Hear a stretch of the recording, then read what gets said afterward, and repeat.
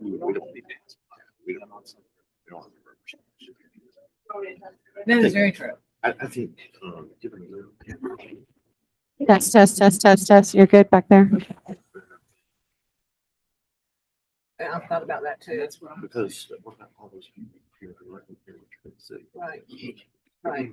Things like this. Problems with a room up there where you can get 1,000 people in there. Oh, Waiting for the fire marshal. but we still don't see a fire marshal, right? I mean, Okay. and at least we hear what we say. Well, if it's capacity, probably as much as is. Yeah. And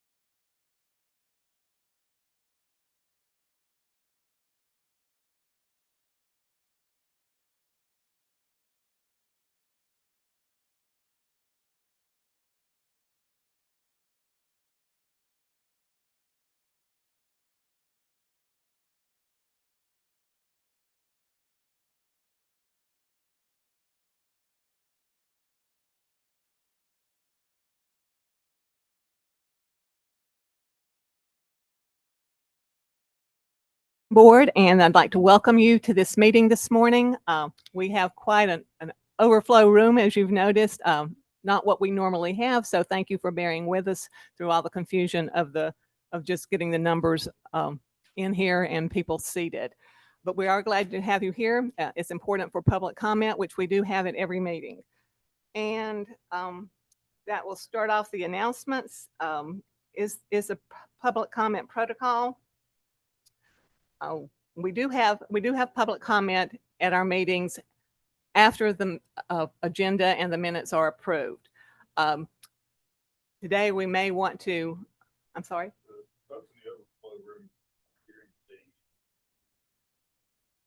Thank you. Is there anything I need to do about that?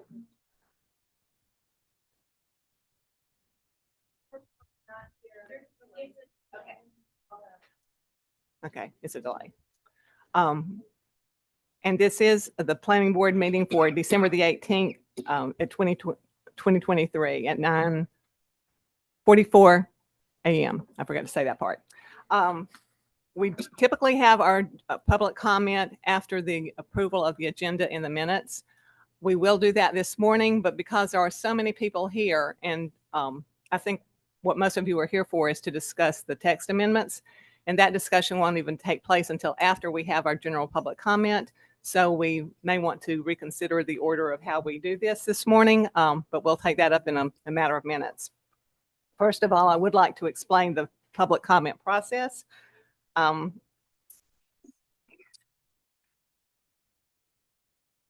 agenda item specific public comment will be taken as part of any public hearing for both text and map amendments.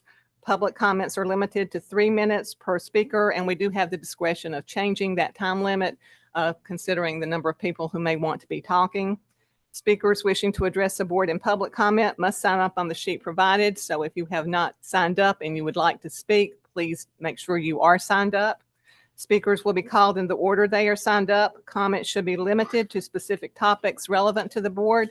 And the general public comment today, feel free to talk about anything. When we have our public hearings on this issue, which will not be until next month, then we will have a public hearing comment period just for February. Okay. The public hearing for these text amendments will be in February, and that's when we will only be taking, during the public hearing, we will only be taking comments about what is relevant to that public hearing. There's far more than 50 people out to overflow. They still can't see your ears. I think it's a large crowd, but people feel yes, and we will try to remedy that, especially for the next meeting. But again, today we had no idea we were going to have this kind of crowd, so we're kind of here. Well, you may have had the idea, but I can tell you the people sitting up here did not have that idea. So, again, comments should be limited to specific topics relevant to the board. At the board's discretion, limited comment may be allowed on individual agenda items during the course of the meeting as instructed by the chair. Also, the time for any individual or representative addressing the board shall be 3 minutes unless we opt to change that due to the number of people. And a group which is represented by at least 4 people in the audience may elect 1 representative to speak for 10 minutes of time and can be awarded that representative if at least 4 people in the audience relinquish any rights to speak at that time. Each speaker during the public comment period shall be limited to 1 appearance at each regular meeting of the board. The board is not expected to comment on matters brought to the board during public comment. Any individual speaking during public comment shall only address the entire board, and any polling of the board is inappropriate for public comment. Persons addressing the board are expected to observe the decorum of the chamber, to be respectful of the board and to the public, to refrain from the use of profanity or foul language, and to refrain from making disclosures prohibited by the Personnel Act with respect to any county employee. The chairperson may rule out of order any comments made during this part of the agenda that are rude, inappropriate, or intended to harass any person or group of people that are not addressed to the entire board, and is authorized to take reasonable and appropriate measures to ensure compliance with these rules, unless a majority of the board agrees to overrule the chair's determination. And hopefully we won't have any of those type of issues. And I think That brings us to the roll call of board members. Nancy Waldrop, Here. Ken Khan, Here. Anthony Coxey, Here. Mike Fisher, Here. Tim Collins, Here. John Moore. Here. And do we have a quorum? Okay. Next is the approval of the agenda. Nancy, I'd like to make a motion that we rearrange our agenda a little bit, considering the amount of interest that's here. One of the things that struck me when we heard about this last month was the timing of this with the holidays and taking such a significant issue up at this point. What I'm thinking might make more sense, so that everybody has the benefit of hearing what staff's presentation is that we move that up to be before the public comment.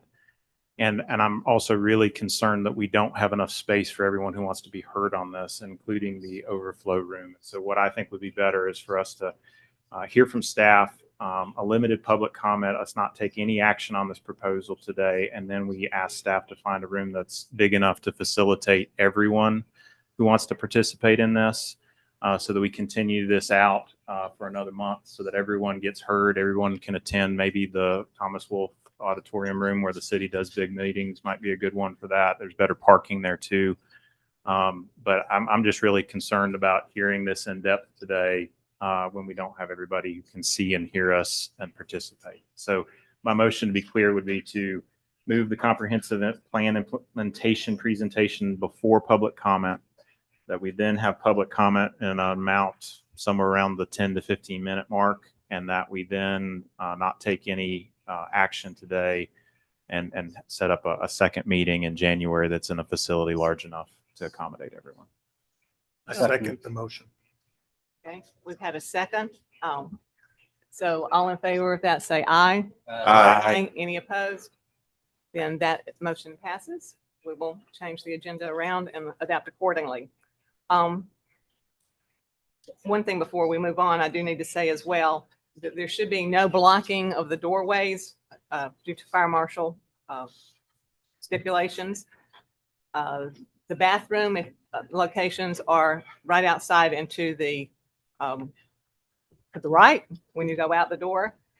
And today is discussion only.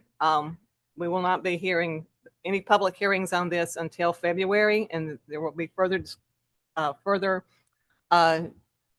discussion next month as well in January. There will be 2 meetings in January where we will be discussing this issue, and then in February there will be 2 more meetings as well. The draft of the ordinance will be presented at the February 5th and 19th meetings, which there will be public hearings specifically for that topic of those drafts at that time. Is there anything else I left out?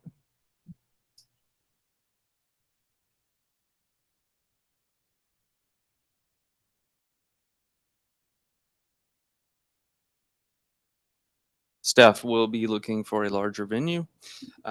Based on the fact that we're going to have numerous meetings, we did not anticipate this large of a crowd today, but there's not really anything we can do about it since we're all here. We will be getting larger venues for the next series of meetings, and we apologize for any inconvenience that might have caused.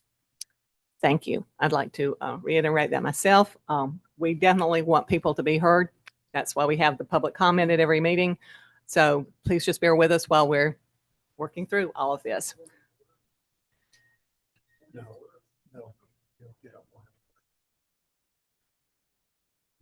I don't think so.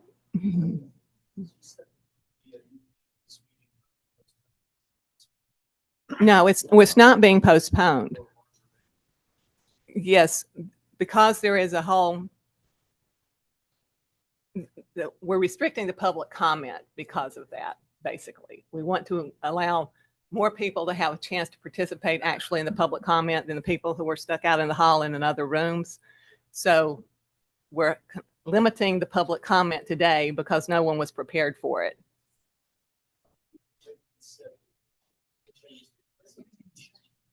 Yes, we are going to put the presentation as the next thing on the agenda today instead of putting, no, the presentation will become next. On the agenda, it's listed as one of the last things we're doing today before public comment. We're having today's public comment after you hear the staff presentation of what the text amendments will be about.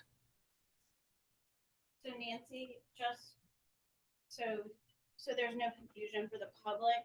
If you look up at this slide in the presentation, today's meeting we'll just be reviewing, discussing, and on the January 4th meeting, we're just introducing the topic today to the planning board. On the January 4th meeting, they will review, discuss, and make revisions to proposed regulations in that memo that's posted on the planning board website. They'll continue doing that on January 26th and February 5th. The public hearing will be February 19th. So there's 4 scheduled more meetings, 3 for them to discuss, and then 1 for them to have a public hearing regarding the proposed amendment. So I thought I heard you say that we make a larger venue. But it's just the menu meetings that were already planned. So we will find larger venues for those 4 meetings. We are just presenting the proposal to the planning board at this point. They will not discuss it. They'll be discussing it on the January 4th, January 22nd, February 5th. Our hope today, by moving the agenda around, is so you will hear what the staff is going to present to us, and then you will be able to make comment on it. If we have the comment first, you're not going to have heard what the staff has to say to us, what we're going to hear. So that's the purpose of shifting the agenda around today. And Madam Chair, Board, it might help the audience as well, just if you want to describe the process of your role as a recommending body to the commissioners and how the commissioners take action that formulates the law. Yes, our job is to make recommendations. We do not put anything into law or make an ordinance. That's only up to elected officials to do that. Our recommendation does go to the commissioners after we have the vote in February, but they can either abide by what we say or they can totally disregard it. They have that choice as well. So even if we decide one thing, they can decide something totally different. That's by state law. So I hope that helps. Again, we are just trying to make things today as best we can make them for circumstances we did not foresee. So that's where we're trying to go with this. And that brings us hopefully to the approval of the minutes from November the 20th. Motion to approve the minutes. Second? All in favor, say aye. Aye. Any opposed? Thank you. And now we will have the comprehensive plan implementation, which is our main agenda item for today. And the staff will address the text amendment modules and the process for this for ZPH to 2023-00038, Module 1, short-term rentals, introduction to module. So the first part, and I'll go through this fast because I know everybody's here for our discussion regarding short-term rentals. So our first slide and discussion is regarding, you guys have been asking about it. So when we get to the adoption part of the comprehensive plan, we're starting on that adoption part. We as a staff are starting with revisions to our development regulations. So since the comprehensive plan makes so many recommendations for actions, policies, and goals regarding to development regulations, we have split up those proposed text, what are going to be proposed text amendments into modules or buckets, if you want to call them. The first one being short-term rentals. The second one is going to be quite large. It's mixed use, design standards, using middle, affordable housing, and transportation. The third one being plan unit development and conditional zoning. The fourth being environmental, energy, and safety. The fifth being economic development. And that sixth one creating a unified ordinance, and any of those sort of standalone ordinances that are still out there outside when we create a unified ordinance that need to be reviewed and modernized, we would look at those at that point. So it's a 5-step process. It covers research through implementation. We created an interdepartmental committee to provide technical feedback. We incorporated the equity analysis tool. And we're at the step with short-term rentals where there will be meetings with planning board and board of commissioners for the public hearings. So the first step is research that takes between 2 and 7 months, depending on the size. We review adopted plans for direction and guidance. We identify why the existing ordinance section may need to be changed, what issues are we addressing. We research best practices, including examples from other jurisdictions. We engage the equity analysis tool, and we convene that interdepartmental committee to analyze the process and provide feedback. So then you have the drafting and review step. That's 3 to 8 months. We draft the memo. We draft the proposed text amendments. We again engage the equity analysis tool. And then we review the proposed amendments with subject matter experts, interdepartmental committee, and then move to the department. So planning board, and this is where we're at with the short-term rental module. Between 2 and 5 months. At meeting 1, we're going to introduce proposed amendments, provide you guys with the research, public input, and the proposed schedule. Kate advertises proposed changes to the community. Meeting 2, board discussion and review of any revisions requested. We could engage the equity analysis tool again, depending on if there were any revisions you guys requested made. And we can have additional meetings if needed, if you guys feel like you want to discuss it further. And then we do revisions to the text amendment as needed based on planning board feedback. And legal advertisement and notification of upcoming public hearing and creation of the adoption. So then it's the commissioners. Meeting 1, commissioner briefing is an introduction to the proposed amendments, summary of research, and the planning board recommendation. Legal advertisement and notification of upcoming public hearing is next, and then meeting 2 will be the public hearing. Then we create the final version of ordinance revisions and ensure those amendments are codified by community code. And then this part is done by staff. This is implementation and review.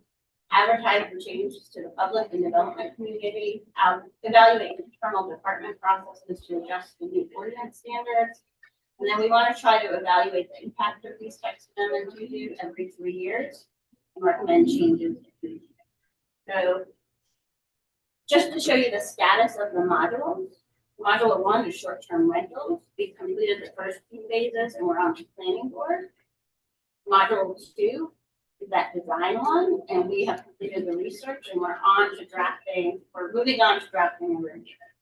So after, you can see as we're moving through module 1, we're working on module 2. As we move through module 2, we'll be working on module 3, so on and so forth. And that we are at the point for module 1 where we're going to ask you that.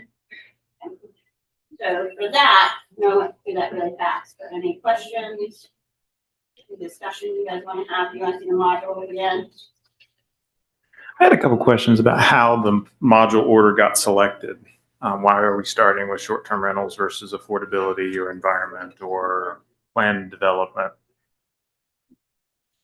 So ultimately, I think that the comprehensive plan identified short-term rentals as an issue that we wanted to look at. There's no right or wrong as to the order of operations, and we have received some feedback from elected officials and others related to the order. We did present this to the commissioners recently at one of their briefings.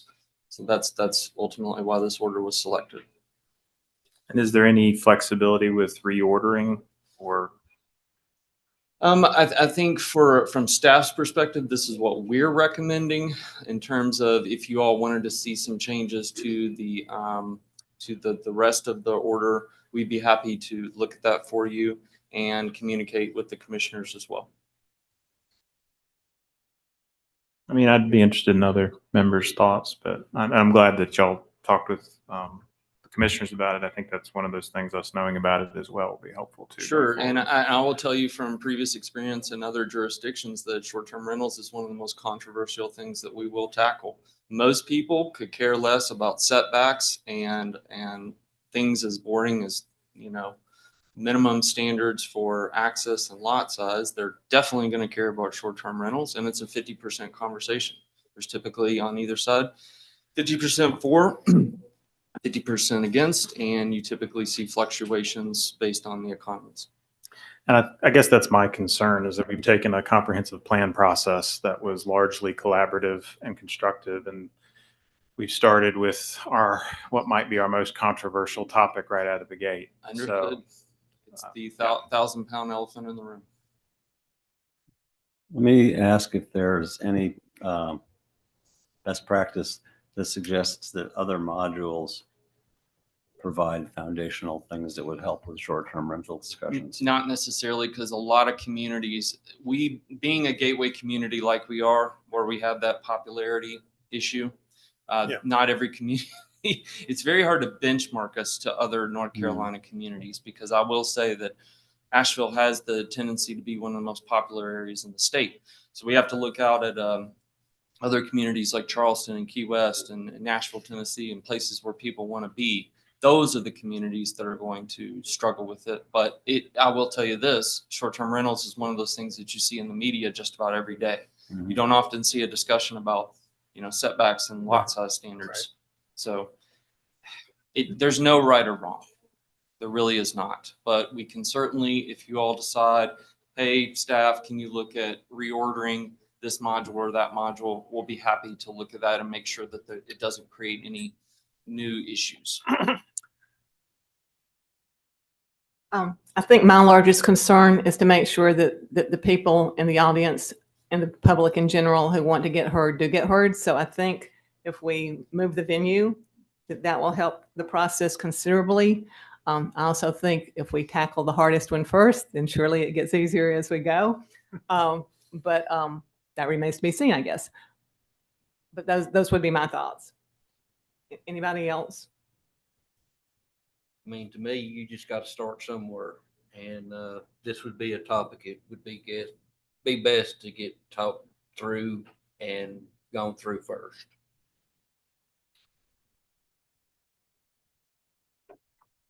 Hindsight being 2020, it seems like maybe starting with affordable housing and transportation and missing middle would have been another option, but we are where we are.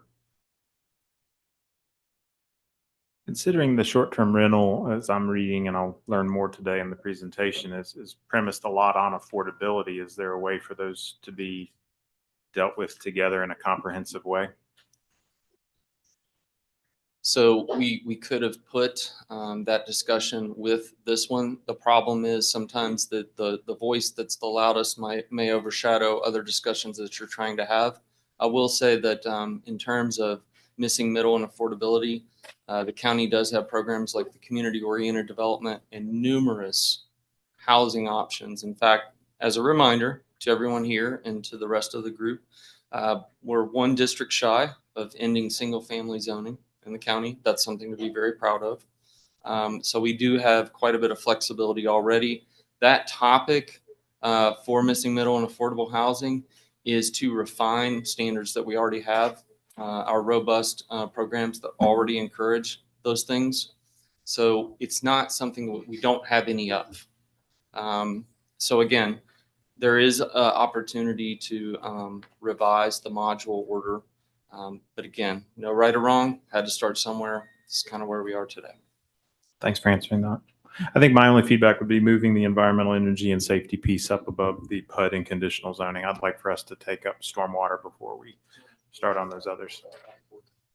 Let's go back to real quick. Start on and see. If I got that right, John, you're saying move module 4 before 3. Before 3. Okay. But that's just my opinion. Others may not share that. We're just taking notes. I wanted to make sure we captured that correctly. So I agree with that. That's fine. Yeah, I don't have a problem with that.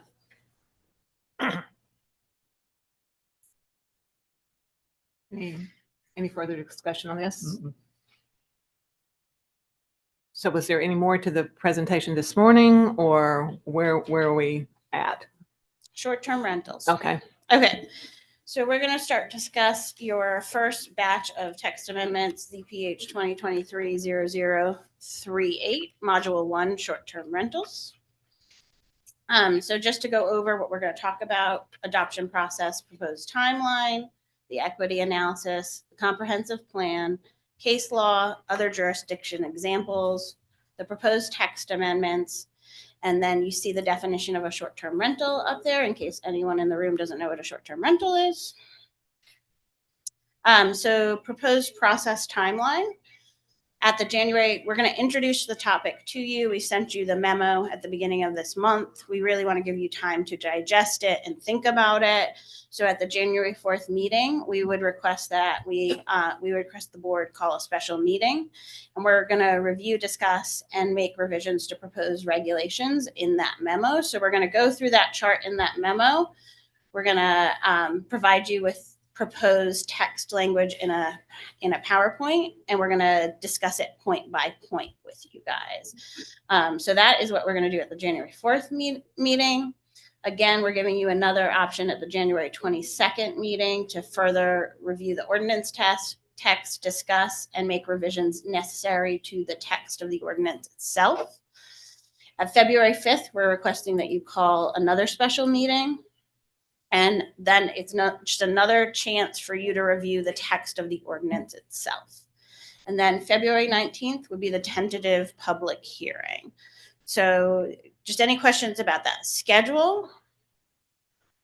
And if we need to take longer, then it just gets extended, correct? Yeah, and if you need to take longer to discuss it, then we just add meetings on.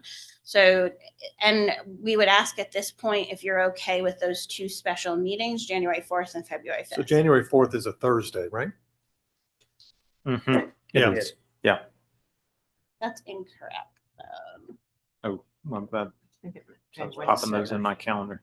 What is the first January in, January 1st is Monday. First and the 8th, or the first so it would be Mondays. January 8th. That's a typo. January 8th. Yeah, January 8th and then January 22nd, 9:30, same start. 9:30. We'll find a location that allows more capacity.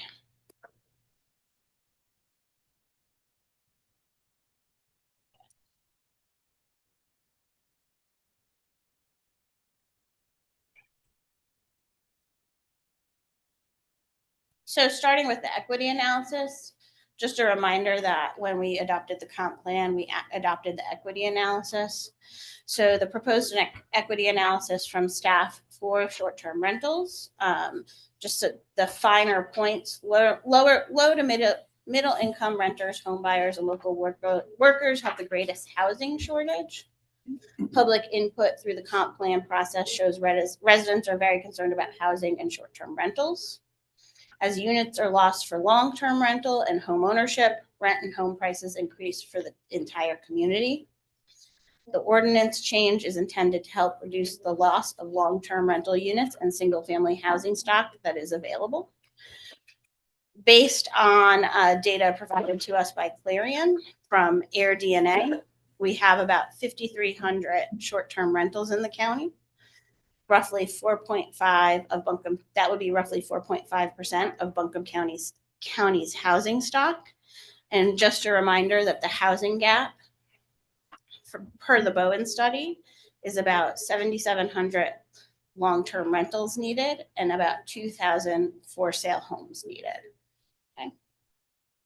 So just to go over comprehensive plan policies that led us to make the recommendations for short-term rental regulations is growth, equity, and conservation policy 7, increase housing options and improve housing affordability for all residents. Growth, equity, and conservation action 4, expand and protect affordable and accessible housing choices. Support a mix of housing types within growth areas to accommodate the projected demand for long-term rental and owner-occupied housing. Growth, equity, and conservation action 5, consider the utilization of available tools to mitigate the loss of year-round housing to short-term rentals. Economic development, education, and jobs policy 2, provide adequate housing options for all income levels to meet the needs of economic development opportunities. And growth, equity, and conservation policy 7, explore protections for existing affordable housing with a particular emphasis on manufactured home parks. So these are just some comments from the comp plan public engagement itself. We looked at the data from that public engagement. One of the questions asked as part of that process were what the residents of Buncombe County's 3 largest concerns were regarding the growth of tourism in Buncombe County. The second most chosen option was more housing will be used for second homes and vacation rentals, leaving fewer options for year-round residents. And about 500 people, when we were going through that process, chose that option. It was a list of options, and they had to pick the 3 most relevant, and this was number 2 on the list. And then you see the 3 comments from the general public comments we got from the comp plan. Staff did analysis. We had about 80 comments regarding short-term rentals. About 3 of them were promoting short-term rentals, and the rest of them were concerned regarding the proliferation of short-term rentals in our community. Okay. Case law. We need to think of, when we're discussing these regulations, you guys need to be aware of the Schroeder versus Wilmington case from 2019. The North Carolina Court of Appeals ruled that governments may not require registrations or permits as a condition of the act of renting. Zoning permits are allowed for short-term rentals as long as you do not require registration for leases. Regulations that are intertwined with a lease registration are not valid, but those same regulations for a zoning permit may be valid. And the conclusion is you can regulate short-term rentals as a land use. Do not regulate the activity of leasing or maintaining a registry. So other jurisdictions, these are common for other jurisdictions. I will note that there are not, I think there's one other county in North Carolina that is either looking at regulating short-term rentals or has regulated short-term rentals. Otherwise, everywhere we looked at was cities and municipalities. So common land use standards are minimum off-street parking, maximum 30-day or less rental, zoning permit required, occupancy limit, cooking prohibited in bedrooms, common property management standards, owner responsible for trash collections, liability insurance required, safety information must be posted, operator within a defined distance of unit, and owner responsible for taxes. And again, that's a caveat that it's most cities and municipalities regulate these things. There aren't many counties that do it yet. So most cities limit or prohibit STRs in specific districts and have special requirements for STRs. Some cities regulate homestays differently from whole house short-term rentals. And a homestay is when the property owner lives on site at the same time as a portion is being rented as a short-term rental. Okay, on to the proposed text amendments. So staff is proposing limit use of homes for short-term rentals to commercial districts, and with some and allow complexes of short-term rentals in the open use district. So single short-term rentals in neighborhoods, if you want to think about neighborhoods out in open use, subdivisions, one-off houses would be not be allowed in open use. But if you wanted to do a complex, because we have a lot of those, like you have people who are building 4 or 5 cabins out in open use, we would allow that as a special use permit to go before the Board of Adjustment. Does that make sense? Okay.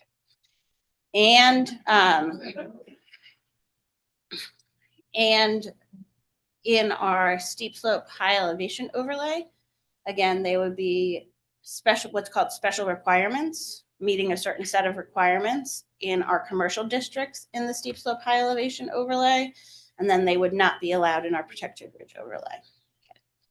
Change definition to allow short-term rentals only in single-family detached units. Lower maximum gross floor area that can be used as a short-term rental. Clarify the definition of short-term rental. from 2 days, it being a rental from 2 to 30 days. Prohibit STRs in manufactured home parks and where density bonuses are provided. So that means if you do community-oriented development, or you do alternative path hillside, or you do a planned unit development where you're changing lot size or density, they would not be allowed in those things, in those developments. Create special requirements for STRs in permitted districts. Provide zoning permit process to grant legal status to pre-existing non-conforming STRs. Let me pause you there Yeah. because I don't know that everyone knows exactly what that means. And I think that's a pretty important thing. So can you help us better understand what that would mean? So that's going to be the big item. I have a slide, Perfect. Then we can cover that then. because I figured nobody Would know what that means. Yeah. And then adding a caveat that grandfathered status ends is if property is transferred by deed or ceases to be used as an STR. So if ownership is transferred by deed, that is when the grandfathering. Is that the would no last longer bullet on exist. this slide? Yes. Which is not visible Yeah. because of the navigation bar. Okay. Better, everybody? Thank you. And I'm moving this back down to the bottom. I got to put it somewhere. Yeah, Can't figure out where. indeed.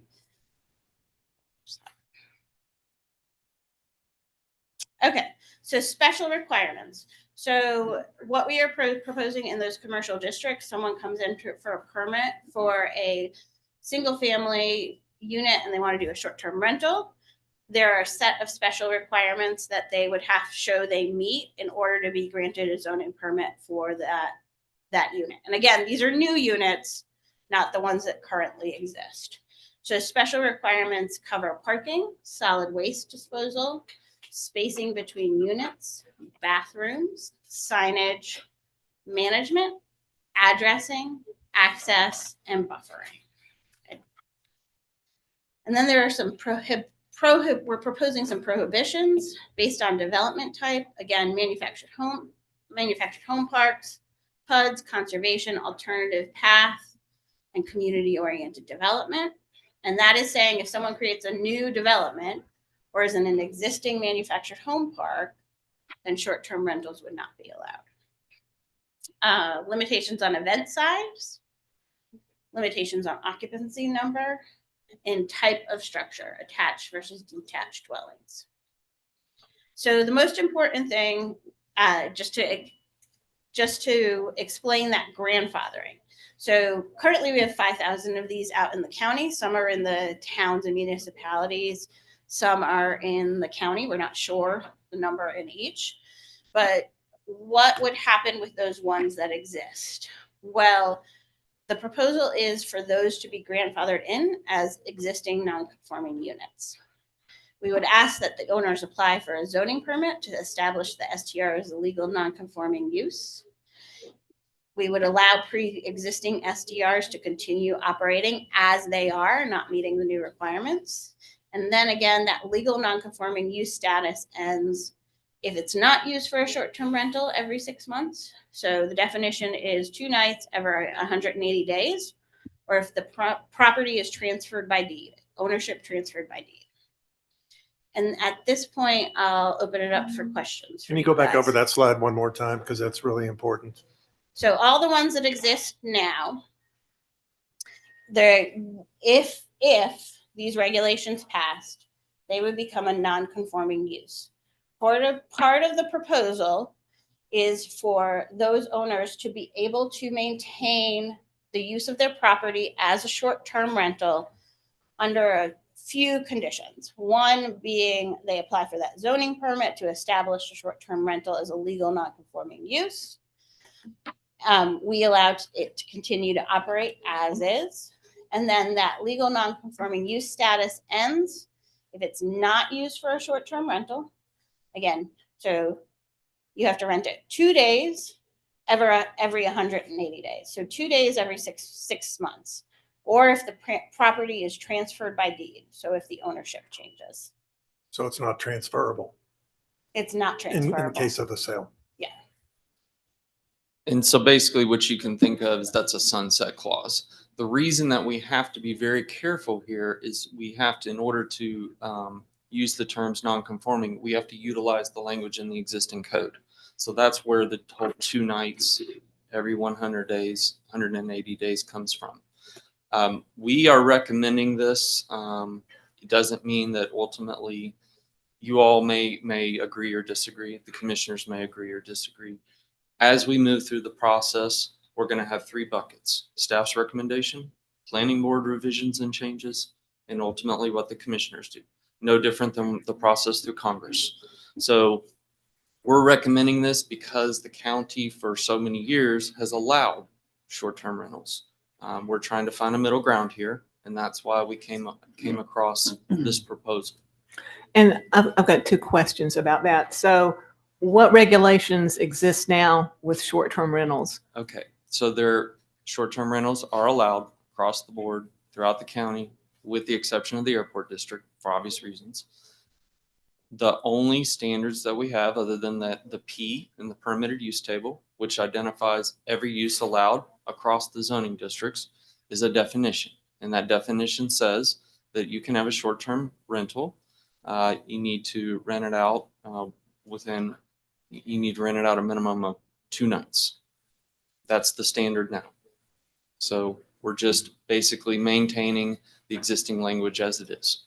And to go along with that, if most of these STR regulations are coming up with in cities and municipalities, what prompted Buncombe County to take this on? So we go back to the comp plan and we identify, hey, what are the issues that we need to look at? And that's exactly where we are right now. And beyond that, I think you've identified something very important. This is very difficult for us to benchmark because we are essentially the first county to take this on. You can look at other towns, but that's a totally different animal. It's a little different when you're talking about counties themselves. But back to your central question, the comprehensive plan. Okay, very good. All right, thank you. Just a little clarity on the grandfathering. Is there an exemption for generational transfers? We're recommending if it ceases operation or deed transfer. County attorneys here that can probably speak better to the deed question. I think at this point it's in its infancy and we haven't developed that fully. But Amy, do you have anything to add on generational? Based on the language of the proposed ordinance, any transfer by deed would constitute an end to that grandfather. So we would have to either make an exception or look into any other alternatives that we've seen through other case law. I have not personally looked into that yet, but any transfer by deed would certainly end the grandfather based on the way the ordinance is written.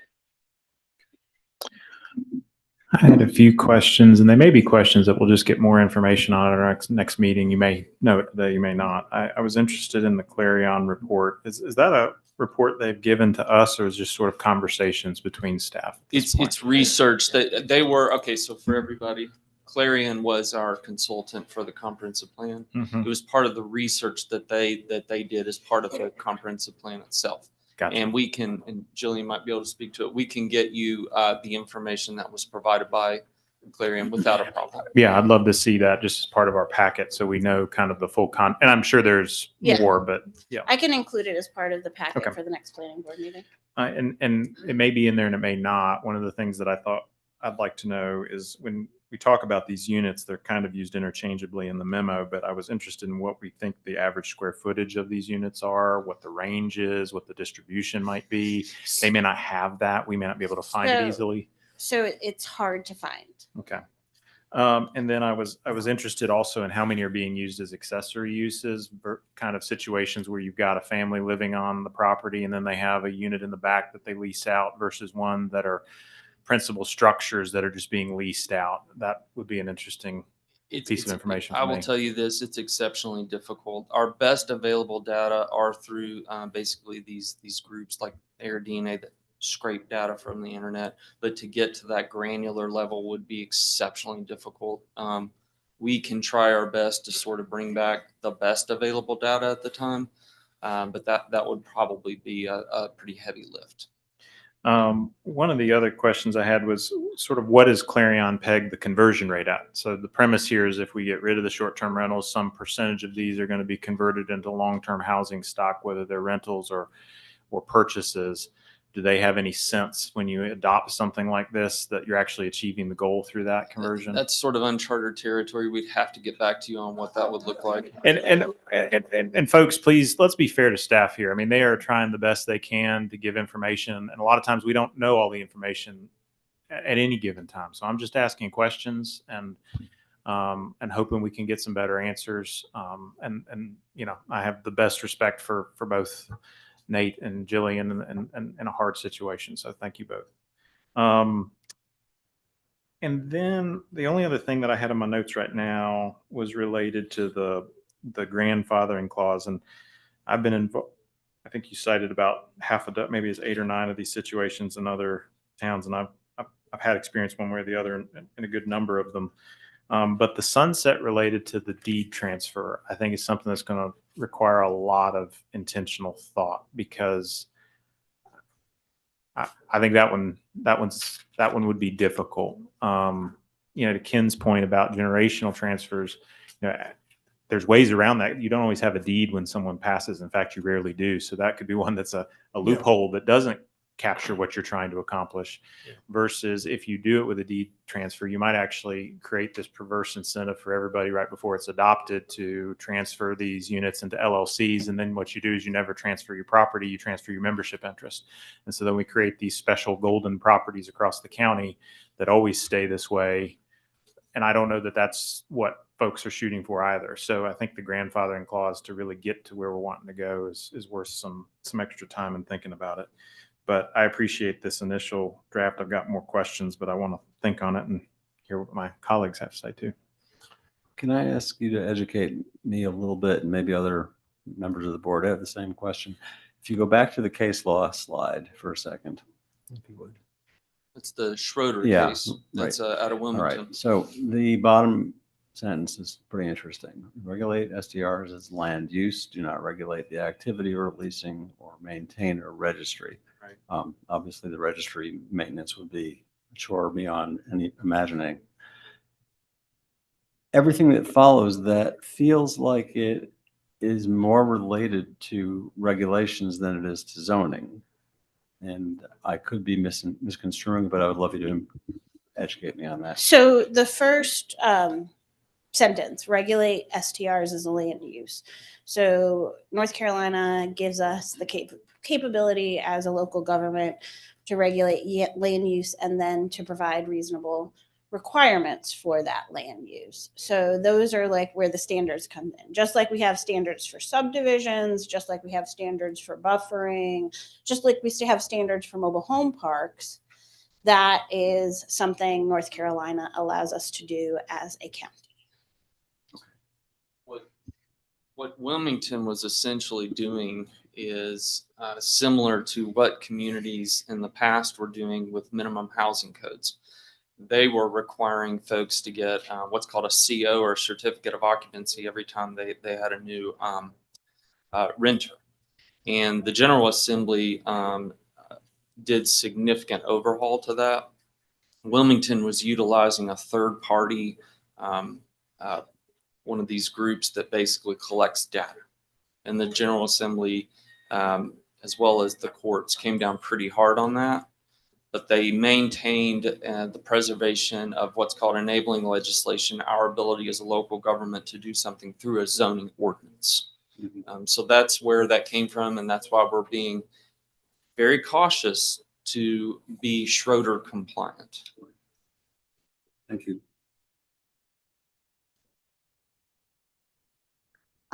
The only other question I have, I agree with John. I'm really interested in the 3% figure about affordable housing, because the affordable housing issue is such a big issue. I would just like to have some more clarity on that. I noticed in one of the emails that we got from the public that a person was referencing a 6,000 square foot house that they rent out. And in my mind, that's probably not affordable housing. Right. So that's why I would like just some more clarity. with that. Absolutely. And I will tell you this, there's going to be data on both sides. Right. So there's that. And Sure. follow up on that, and also to John's question, as long as we're asking for a little extra data, one of the things, and I know we don't have a comparable sister city, although places like Santa Fe might serve as surrogates. What is the general trend in the growth of STRs in other cities? In other words, if we are at 3% of the county now, where does Clarion think we might be in 5 years, or the other data firm that you Future referenced? trends. Future trends. So- Yeah, because I think that has, if you make the argument that, well, it's not taking up much now, every Well, little this bit says hurts. 4.5%, right? 4.5%. Right. So what might that look like in 5 years, in 10 years? And I think you have to the body is in the Sure. business of looking ahead. That's an interesting statistic, and we don't have that data now, but we'd happy to look into that Yeah. and see what we could provide you. Thank you. One of the things, I couldn't read my notes for a second, but was related to enforcement and costs associated with that. I mean, I don't think if we were even to go down this path that you can have a conversation about this without talking about the costs related to enforcement, because the city has been dealing with this for years at this point and still doesn't have a handle, at least in my personal view, on STRs. And so what would that look like and what would that cost for the county? Would just be additional information I think would be helpful. And then the other thing I think we've got to think about in general is there is my perception of trend every year down in Raleigh. There's a bill that is introduced that would strip counties and municipalities from having any ability to regulate this. And so I think we need to be very careful about what we choose to do here, because if we are too overhanded with it, we could create a situation that would leave us with virtually no tools to regulate this. And I don't know that anyone thinks that's a better outcome either. So just something to think about. If I can just real quick. So with the enforcement, where we are with that right now, I will say just the whole thing can tend to be a veritable minefield for many, many reasons. From an enforcement perspective, we would be recommending to management and commissioners one full-time employee dedicated solely to enforcement. That's a little more difficult in a county of 667 square miles than it is a very concentrated city. In terms of the General Assembly action, anything can happen at any time. We're aware of one draft bill floating out there that has the potential to significantly affect a local government's ability to enforce a short-term rental ordinance. So those are very valid points. I think one FT might be a little bit light. And I do worry about what that then puts on the rest of your planning staff when you can never deal with the situation. But I know you're thinking about it. So. Right. So and that's the really difficult thing going into a budget process every year. And I, as planning director, it's one of the things that keeps me up at night. So I hear you. Yeah. Sounds short to me too.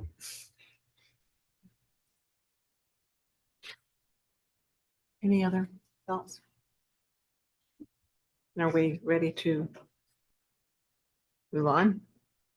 I will say though, back to your question or point about General Assembly action and enforcement, I think that's where we really tried to find the middle ground and have a grandfathering provision.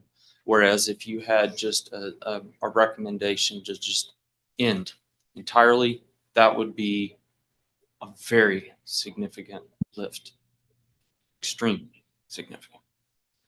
Okay. Thank you. And thank you, staff, for that report. That was very helpful. We appreciate it. And are we ready to move on to the public comment? All right, then it is time for the public comment period, and we have a few names. And remember, these do names do get called in the order that we. Madam Chair, how long did you want to allow?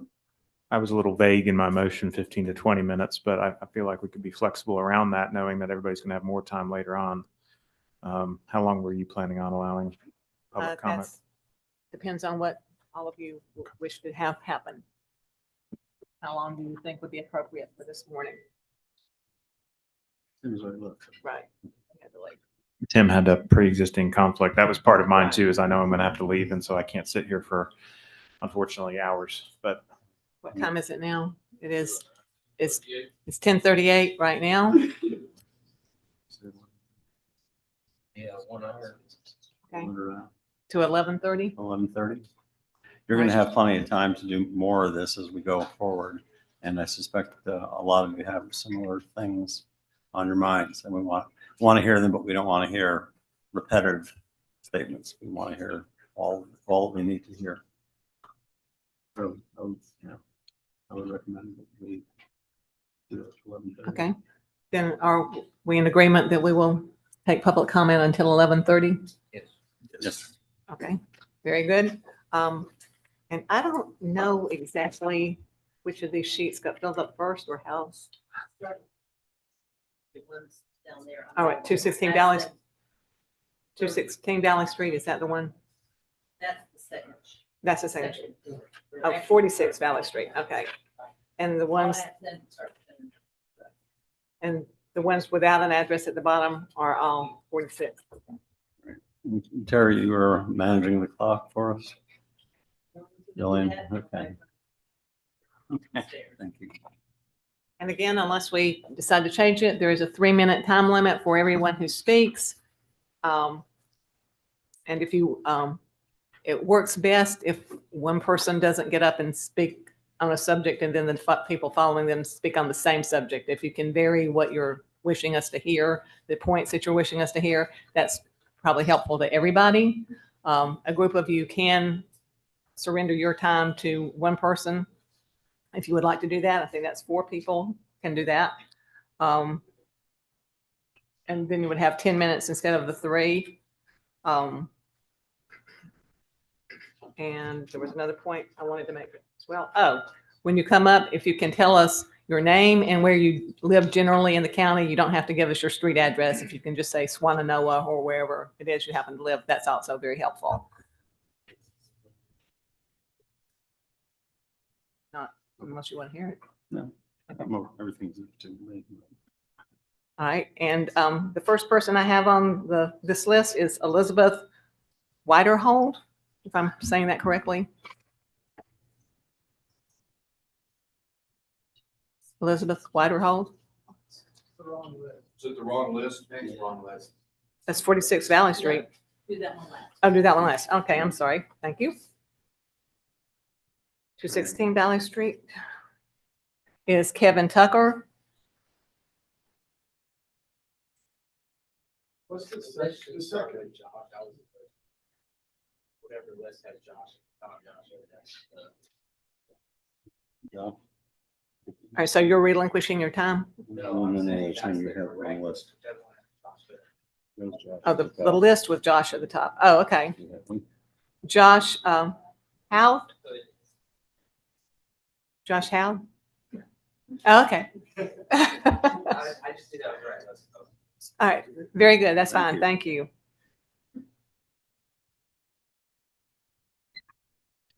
Thank you guys for letting us speak. I was born in Asheville, grew up here, born in Mission, graduated from AC Reynolds, went to UNCA, so I'm through and through Ashevillean local. My background is civil engineering. I worked for one of the largest firms in Asheville, so I've been a part of a lot of development and mostly apartment complexes and multifamily subdivisions. One of the things that I'm glad you guys brought up was the order that the topics were chosen. One of the issues that I've noticed, I've lived in over 15 areas in Buncombe County growing up. I'm 30 years old, but I look like I'm 20. One of the biggest issues I've noticed is personally, anecdotally, I've tried to build more housing and have been unable to do so due to the arbitrary requirements set in zoning. So one of the big topics that I've run into issues is 30,000 square feet minimum lot requirements. I think that as the county continues to grow and as people are moving here, I think that the arbitrary requirements will have to be reassessed. I think that 30,000 square feet is just too much. And realistically, if we want more homes built, we're gonna have to ease restrictions on how to do that. I think that that's one big issue. Another issue is that from the clients I've spoken with, I currently own and operate 6 Airbnbs. A lot of my clients over COVID have come looking for housing. So I'd say probably 15 to 20%. And so these are people moving outside in that are looking to purchase homes. And I think that we've had a huge demand spike over COVID. And I think coming out of that, it may be a quick gut reaction to respond, but I think over time we'll see a normalization. I think that's also part of the problem. I'm glad you addressed where do we go from 4.5% as the market continues. I know that most owners have probably seen a decrease in revenue this year, and with that, some Airbnbs or STRs are going to come off the market and transfer to long-term housing. So I think that that's a great point. Is do we go from 4.5% to 5%, or do we go to 10%? I think that that's really important. But again, if we want more housing, we've got to make it easier to build more housing. I think it really is that simple. So appreciate your time. Thank you, guys. Thank you.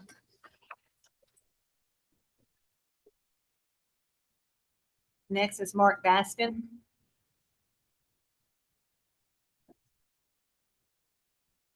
Hi, good morning, and thanks for the opportunity to speak today.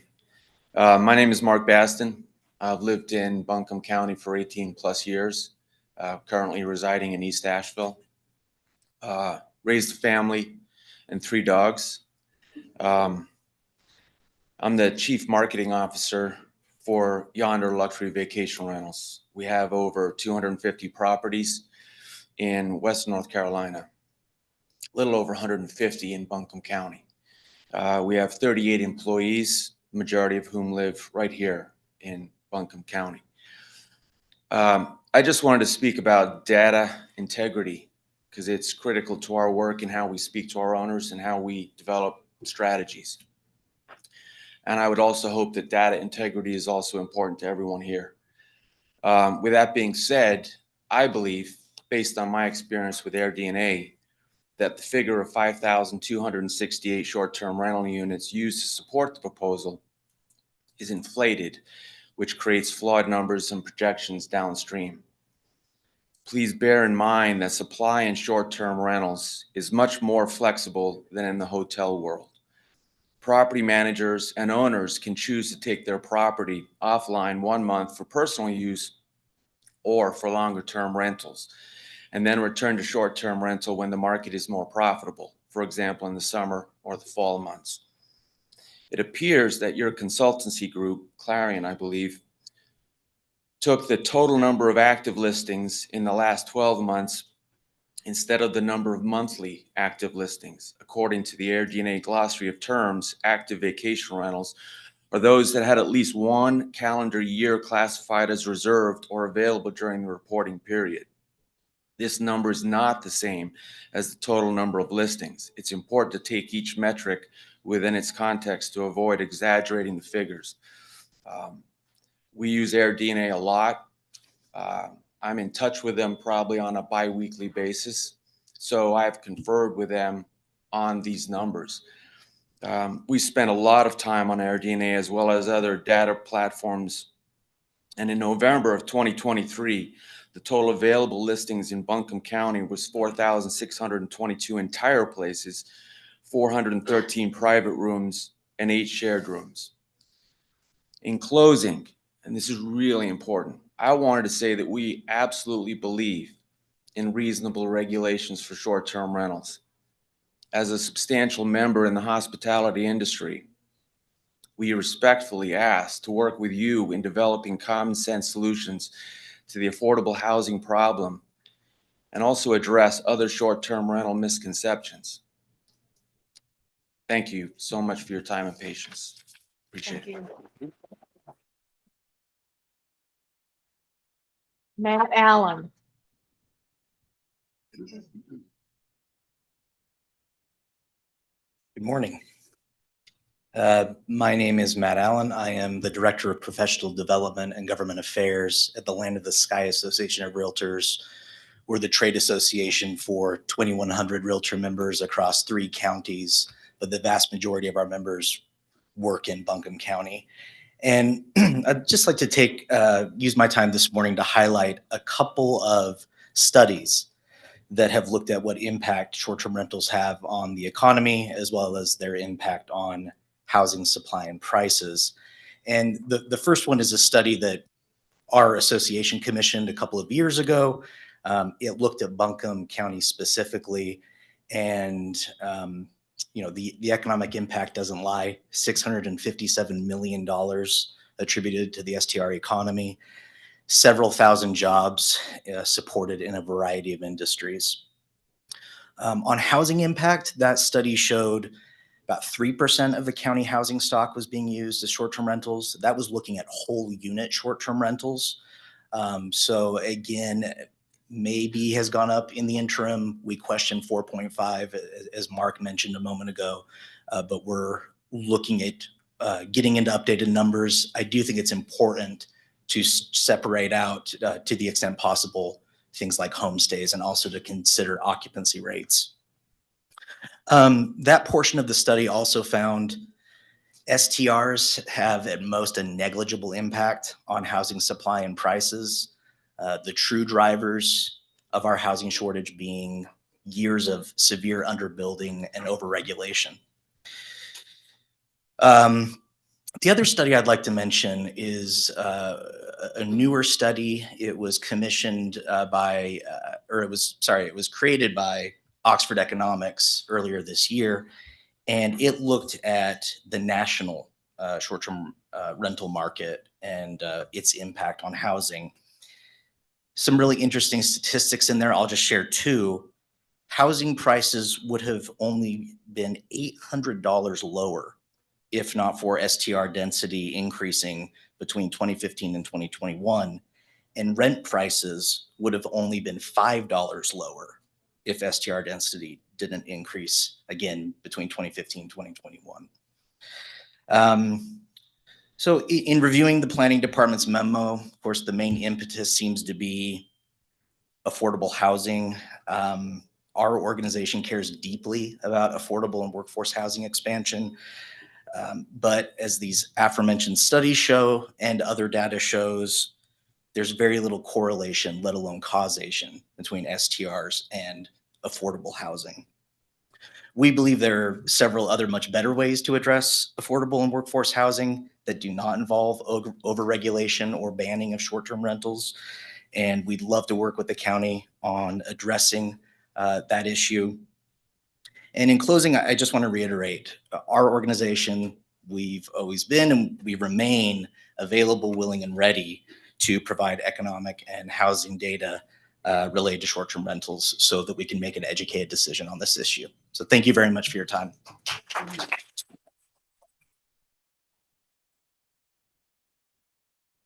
Bob Ragsdale.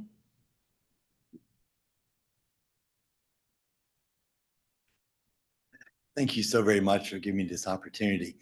I'm one of those transplants. I'm a 72-year-old guy that retired last year. I live in Charleston, South Carolina, which is a major community that has changed the whole way that STRs are done.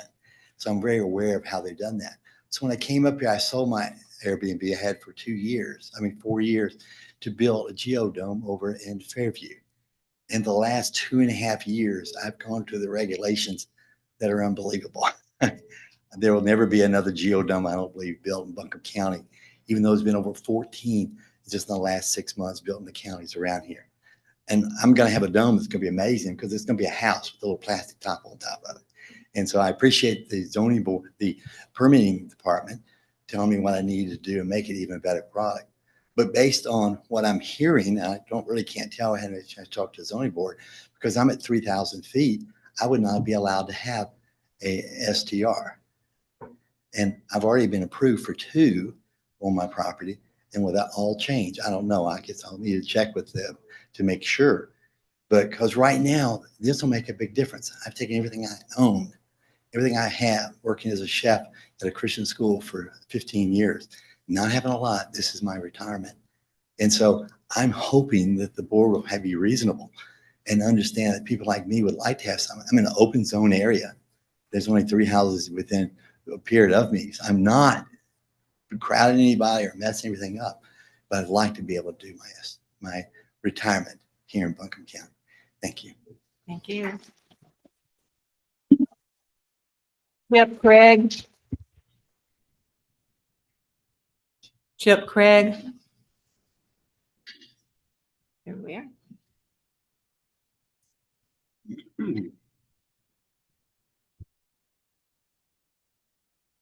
My name is Chip Craig. I'm the owner of Graybeard Realty. I've lived in Black Mountain area since 1994 and started Graybeard in 1999. We manage just over 250 vacation rentals in 7 counties. We manage just under 500 long-term rentals, and we have 30 brokers. The county memorandum in front of you references the Dogwood Trust study and states a gap of 7,600 affordable long-term rental units could be eliminated by 5,200 short-term rentals. Would SDRs make affordable long-term rental houses? Has any research been done by the staff to make sure this would be affordable homes? Please realize most SDRs are not affordable.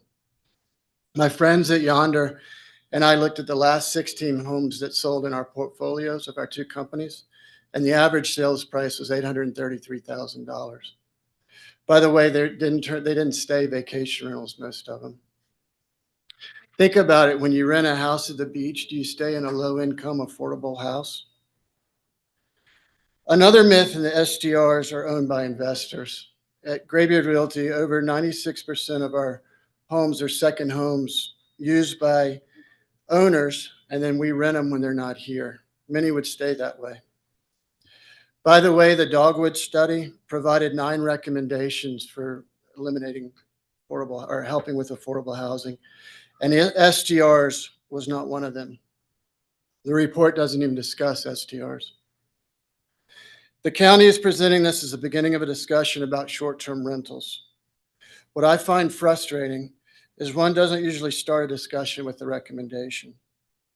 And even more frustrating is that one usually doesn't make a recommendation without any supporting data.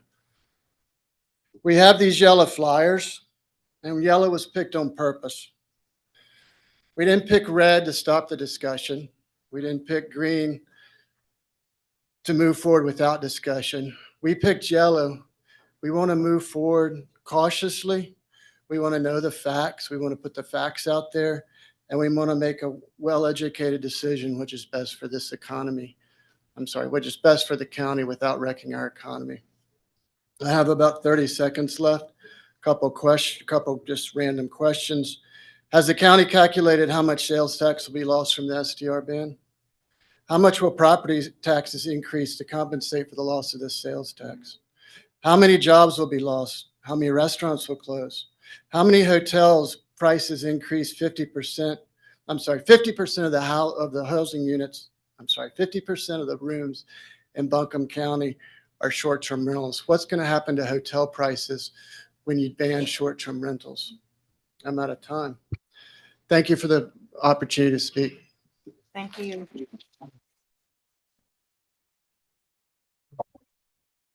Steve Frelick.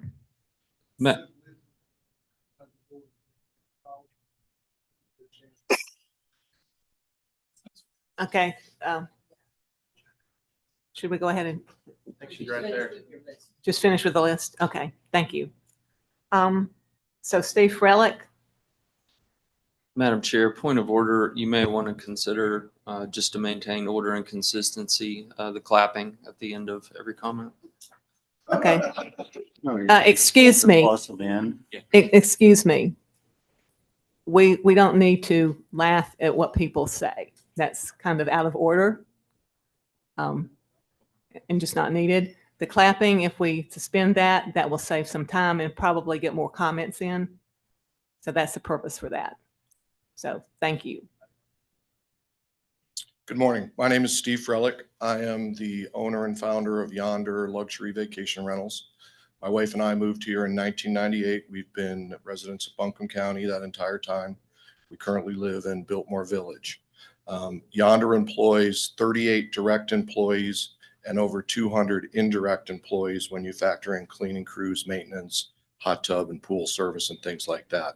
So we feel like we are a vibrant and active member of the local economy and that we bring a lot to that local economy.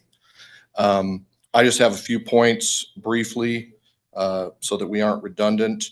It was mentioned earlier that Buncombe County would be the first county to address this issue in this manner of potentially banning. And I would ask, does the county want to be the legal guinea pig when the city of Wilmington racked up over $750,000 in attorney's fees to fight and eventually lose their case? I think the tax dollars could be used better somewhere else. Earlier discussion talked about moving the modules around and that it might not be necessary. I think it's extremely necessary. The documents that have been shared suggest a causation between affordable housing and short-term rentals. You will find from any of us in the short-term rental sphere that we vehemently disagree with that. I think it would serve a much more better long-term vision to discuss affordable housing and solutions that might be around that second module well ahead of STRs, so that a discussion of STRs could be done on its own merits, not under the false pretense that it affects affordable housing. Like Graybeard, we manage 250 plus vacation rentals, 157 in Buncombe County. None of those 157 would be affordable housing if they were to come off our books and go back into the housing stock. And most of them, as Chip said, are second homeowners. They would not even be sold. They would just stay second or third homes for the folks that bought them that come to visit Asheville. Finally, in regard to this discussion, which we think is terrific, again, Yonder, like Graybeard, and I think anybody you poll wants regulation. Absolutely. We need it. It's 15 years overdue. We should have been out ahead of this long before this, but we weren't. So we're here now. Let's talk about it. Let's find regulations. But why were none of the stakeholders that are in that business involved in phases 1 and 2 that are already complete? Why are we just now hearing recommendations? We can get you the data you've asked for. We could task our people to go through and inventory every single property in Buncombe County, identify it, put a real estate appraisal value to it, whatever you need. We want to be a part of the process. Thank you. Thank you. And next we have Brandon, if I'm reading this correctly. Davis, yes. Thank you.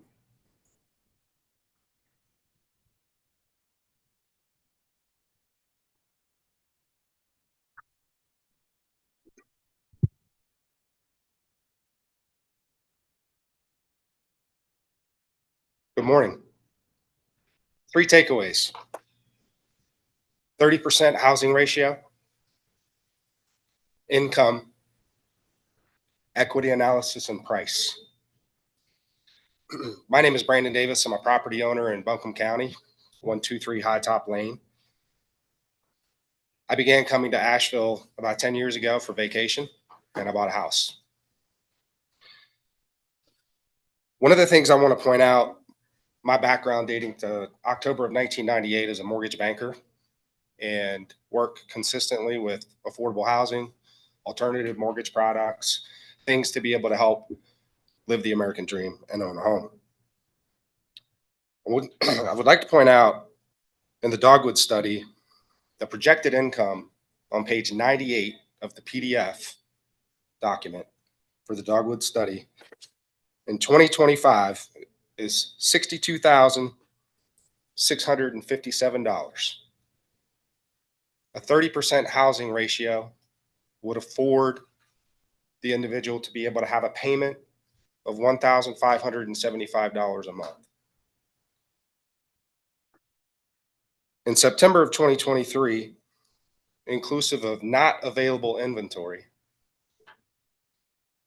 meaning homes that are available on the market and homes that are not available on the market. In September of 2023, $471,000 was the median price in Buncombe County. In November of 2023, the median price of homes available on the market is $611,000. One of the primary focuses, in fact, in the text amendment itself, it says, quote, by limiting the amount of housing used for STRs, the county can work towards closing the long-term rental and home ownership gaps outlined in the Dogwood study. I like to ask how a lot, especially when I'm helping people figure out how to purchase a home, invest in property, buy a vacation home, spend time with family and friends. If 30% housing ratio is appropriate, and the projected study shows in 2025, $5,250 a month, $63,000 a year, limiting the amount of money that can be spent on a home is $1,575.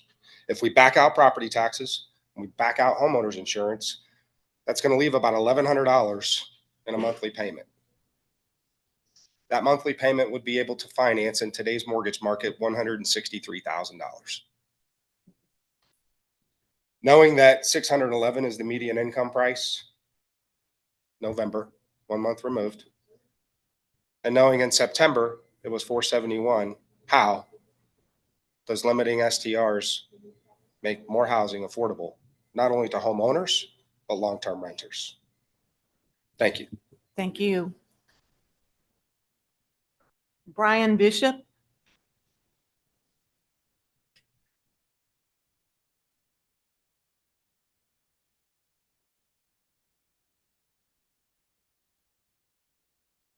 Thank you guys for your time. I wanted to come to this meeting to represent people that are just individual owners. I don't have a manager. I don't have anything special. I just live across the street from my short-term rental. And having a short-term rental is one of the things that saved my family from going bankrupt when COVID came through because I lost my job. And so I want to bring a real life story to put that in front of you guys to make sure that you're considering not just affordable housing, which is important, but what about the current people that are just in the middle of all this trying to make their lives work in a county that is getting more and more and more expensive, as he just outlined? Having the availability to do something like a short-term rental is so critical for people to be able to bridge that gap of affordability and to be able to continue to live here. I've got 5 children. I got to find a way to provide for them. I know I'm a little crazy to have that many, but we love them all. And having a short-term rental business is something that allows us to be able to have that family and provide for them in a modest way. A couple other things I just wanted to make, just comments to think about. Some people have said, some people haven't, but let me put my glasses on. Limiting STRs is going to be a Band-Aid. You take them away, where's the rest of the housing going to come from? Because Asheville is one of the most desirable places in the country for people to come live. And if you take a couple of thousand STRs away, you get housing for today, but what about for tomorrow? We have a much, much bigger problem than that. Doesn't make sense to regulate entire zoning districts because of what we've already talked about. Most STRs are not considered affordable housing. An entire zoning district doesn't make sense. And then what about the people that do want to use STRs? If we are sunsetting all of them outside of the city, what about the people that want to come vacation here and need something in the county or want something in the county? Are we going to shoot ourselves in the foot from a tourism standpoint when we decide, sorry, we can no longer serve you? Sorry, large family, you're going to have to rent 3 hotel rooms because we don't have STRs in the county anymore. Sorry, work crew that needs to come here to work on our roads or on our commercial buildings, and you have a crew of 8 to 10 to 12 people, you're going to have to get hotel rooms. There's a lot of people that use and value STRs, and if we eliminate them, I think we're shooting ourselves in the foot. So just a few brief things to consider. Thank you for your time.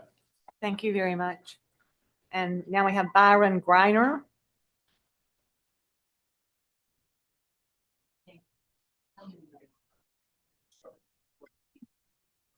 A whole bunch.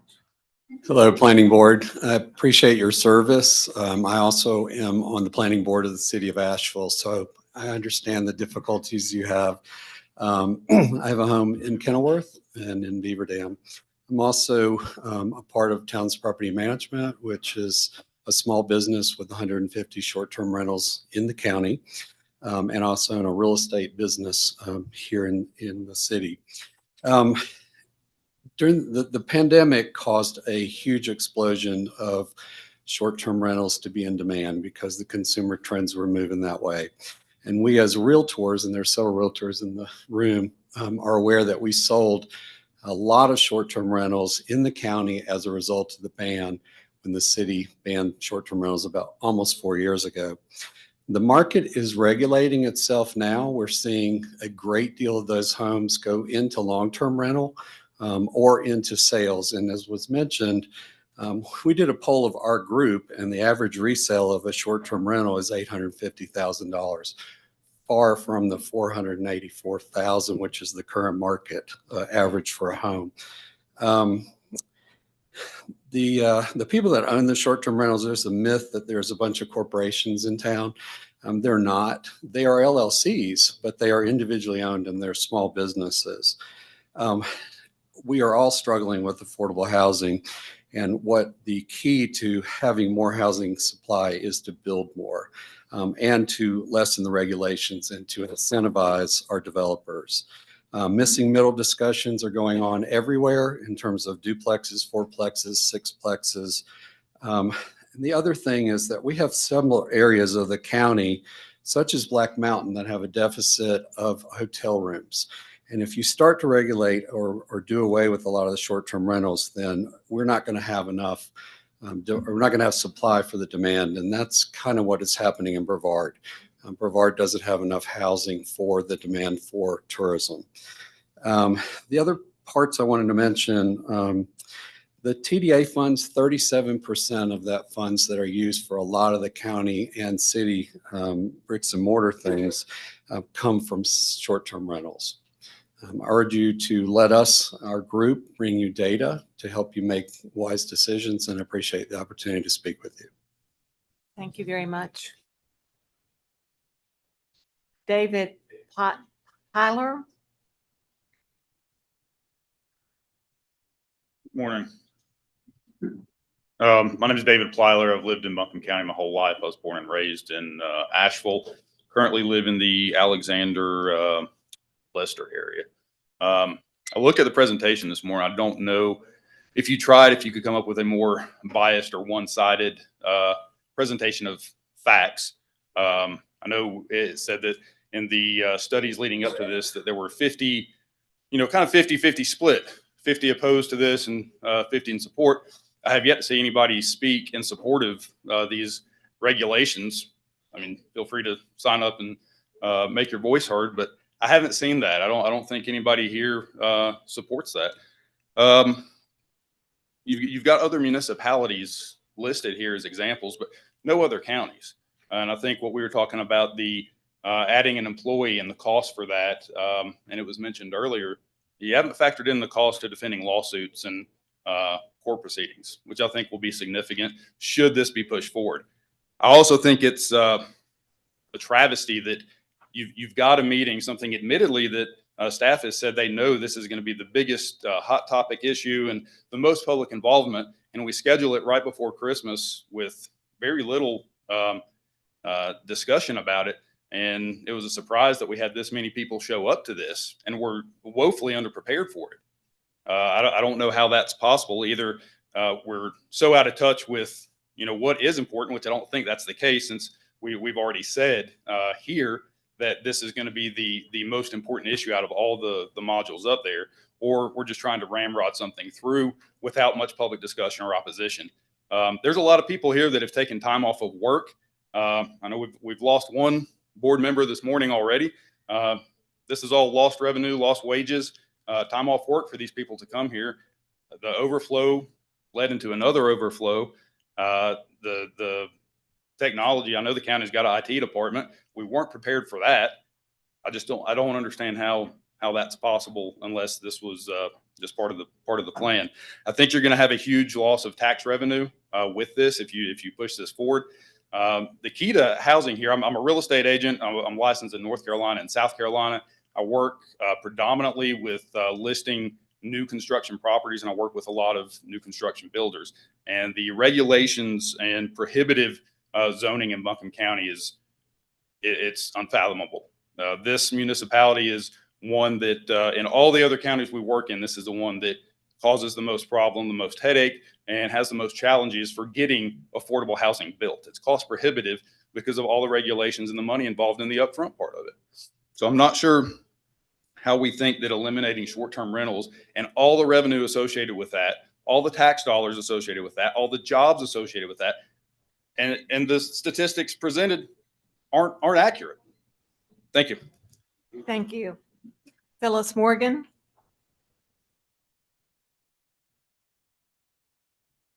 Good morning. My name is Phyllis Morgan. I'm also a native, and I live in West Asheville.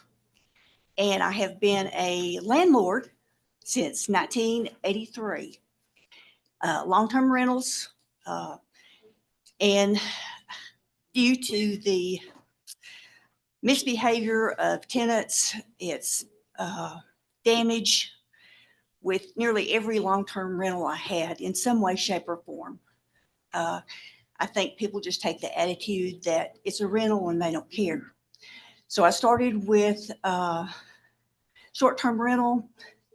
It's maintained, it's clean. The guests are courteous, responsible. They make payments. So I don't think addressing a short-term rental is a problem to affordable housing, because if I have to put my property back on the market, it will not be affordable, because there's too much damage and too much property attached to that. But I will suggest, since you've approved all these gigantic apartment buildings, why do you not stress something to the developer that they have to set aside a certain percentage of these apartments to be affordable? Address it that way. Don't attack the small property owner that's just trying to get ahead or trying to take better care of their property than what's been done in the past with long-range tenants. Thank you. Thank you very much. Carol Holcomb. Okay. Thank you. Andrea Golden.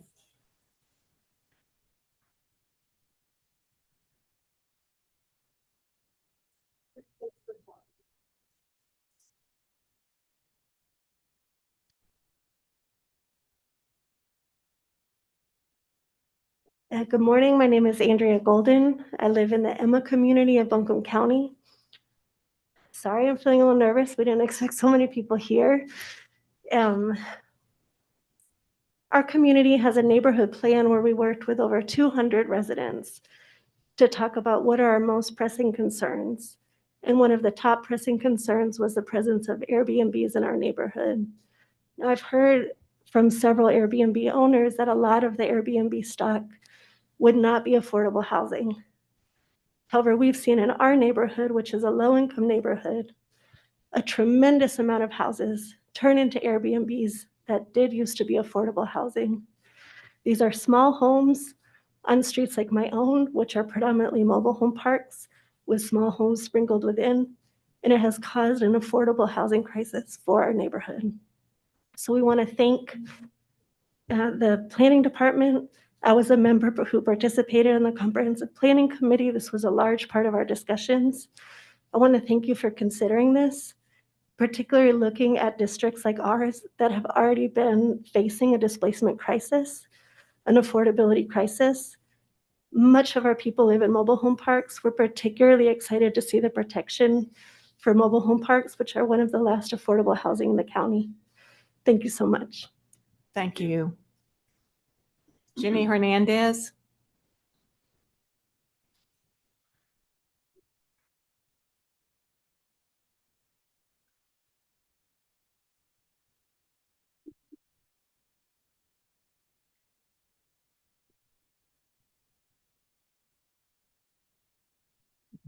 Okay, thank you so much for let us have interpretation. My name is Henny Hernandez. I'm coming from Mexico, one of the Asheville sister cities, San Cristobal de las Casas. So I want to tell you about it. I am living here in Nashville for maybe 8 years ago. I married with somebody from here. Sorry, I will change to Spanish. Yo vengo de San Cristóbal de las Casas y San Cristóbal de las Casas es una situación muy parecida a la de Asheville, con muchísimo turismo. I come from San Cristobal de las Casas, which is an economy very similar to Asheville in terms of tourism. El turismo ha invadido la ciudad. Hay muchísimo desplazamiento. No quiero hablarles del gran problema de medioambiental que ha habido. Tourism has invaded the city that I come from. I couldn't even begin to speak about the environmental impacts that we're facing. Creo que hay otras formas más justas y equitativas de poder tener adquisición económica que a costa de la vivienda. There must be other more fair and equitable ways to have economic power and housing. Y bueno, porque todo esto que estoy escuchando de personas que tienen 500, rentan departamentos enormes, o sea, edificios grandísimos para renta, y ahí estoy escuchando personas que tienen una casa que tal vez puedan rentar un cuarto o algo. And so we're hearing from people who have 500 properties, hundreds of properties, and we're also hearing from people who have 1 or 2. Creo que no es el mismo tratamiento. No es el mismo tratamiento. And I don't think that that's the same situation. Creo que lo que se tiene que hacer es crear equidad en la vivienda. Es muy importante, porque si no hay equidad en la vivienda, vendrán muchos problemas, muchísimos más grandes de los que ustedes creen. I think we need to focus on equity within housing, because if we do not achieve equity within housing, it's going to unlock even larger problems that we cannot imagine. El desplazamiento genera pobreza y violencia. Displacement causes poverty and violence. Es todo lo que les tengo que decir. Muchas gracias al condado por pues tratar de proteger la vivienda. That's all I have to say, and thank you so much to Buncombe County for trying to protect housing. Thank you for your comments. We appreciate them. Thomas Dacoa.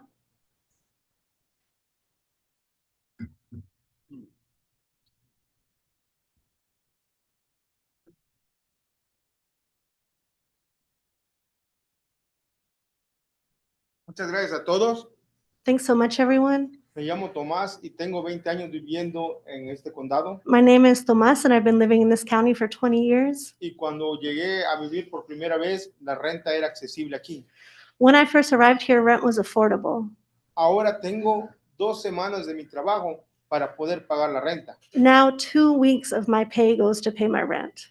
Ahora dicen, yo traigo trabajos, And now you're saying, but we bring jobs. pero según un estudio, tenemos que ganar $28 la hora para poder vivir en este condado. But the studies show that we would have to earn $28 an hour to be able to afford to live in this county. Ese es el problema. This is the problem. Y muchos preguntan, ¿por qué mucha gente que les afecta no está aquí? And you may ask yourselves, well, if so many people are affected by this, why are they not here? Porque si faltas un día en tu trabajo, a fin de mes no vas a poder pagar tu renta. If we miss a day at our work, we will not be able to pay rent at the end of the month. Y dicen, vas a gastar millones de dólares en abogados en una disputa legal con el condado.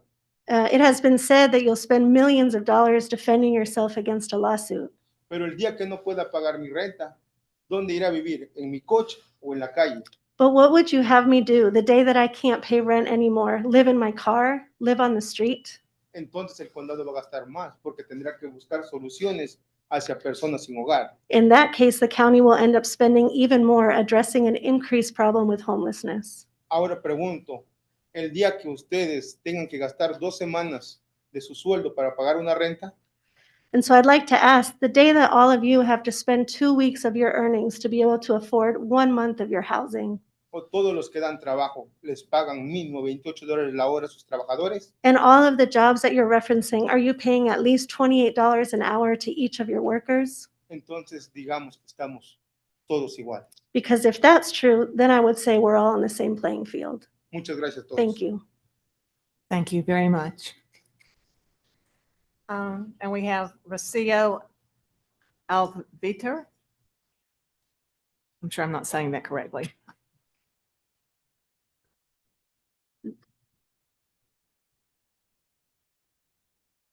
Lo hacemos así, es más. Muy buenos días, mi nombre es Rocío Albiter, yo vengo de la comunidad Emma Erwin. Good morning, my name's Rocio Albiter. I come from the Emma Irwin community. Mi comunidad es una comunidad bien organizada y que quizás ustedes no conocen porque la mayor parte de la gente que estoy escuchando que tiene estas propiedades de Airbnb vienen de locaciones bien privilegiadas. My community is a very well-organized community. It may be a community that you're not very familiar with because I'm hearing that many people are coming from communities with much more privilege.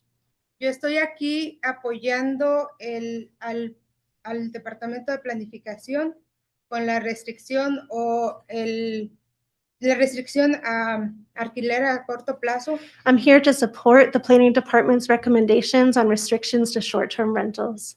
Ya que la comunidad a la que yo estoy representando pues, está en una gran necesidad de vivienda económica. Because my community is facing a large need of affordable housing.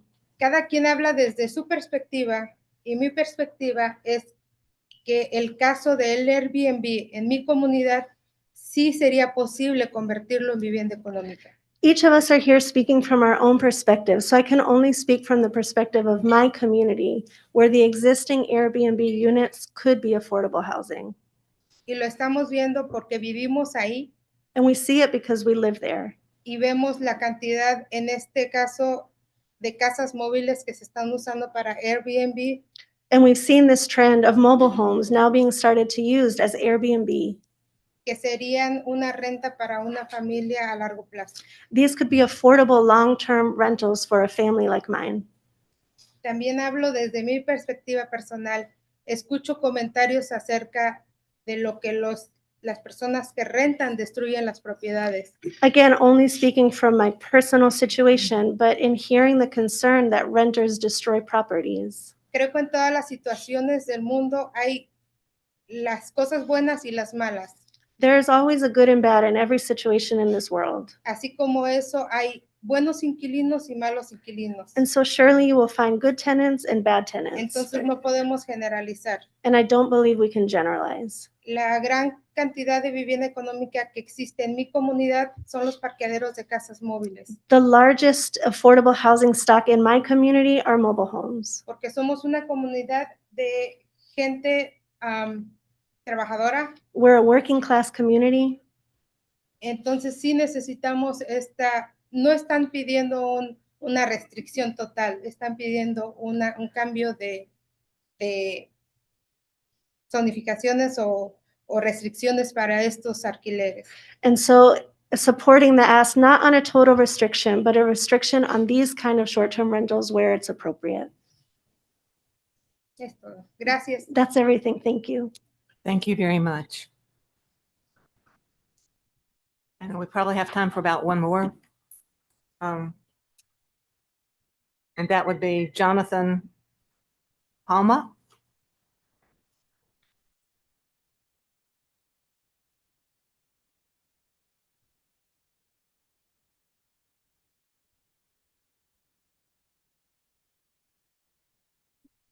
Hola, muy buenos días.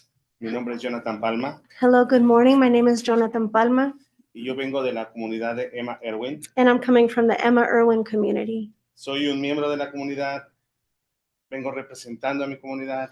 I'm a member of my community, and I'm here in representation of my community. La mayoría de comentarios que yo escucho de las personas que yo veo aquí son realtors y personas que tienen casas en renta.